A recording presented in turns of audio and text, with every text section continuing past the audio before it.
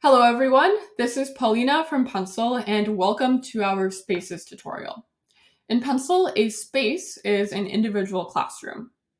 Once you create a space, you can invite people by clicking the share button at the top right corner and inviting anyone by email or sending a public link.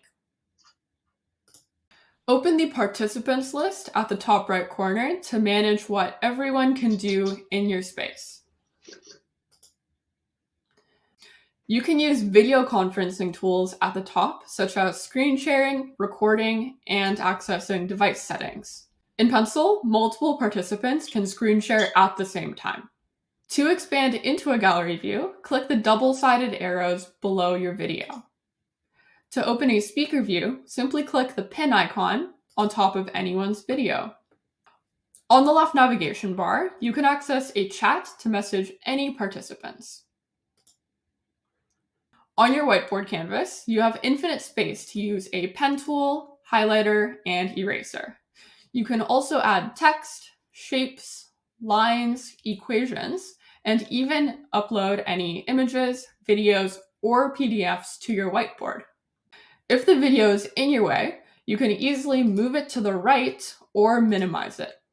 You also have access to gadgets like a calculator. You can hold the spacebar or select the hand tool to move around the board. You can also zoom in and out by holding Control or Command on your keyboard and scrolling up or down on your mouse. You can also create multiple boards within your space. Participants can move between boards. Open the drop-down menu next to your space name to manage all of your boards and see them update in real time. At the top bar, you can click the lock icon to prevent others from editing, or you can click the crown icon so that your participants will follow you on the whiteboard. That's it for the very basics of Pencil Spaces. We hope that you found this helpful and we thank you for watching. Feel free to invite people into your space and begin learning in real time.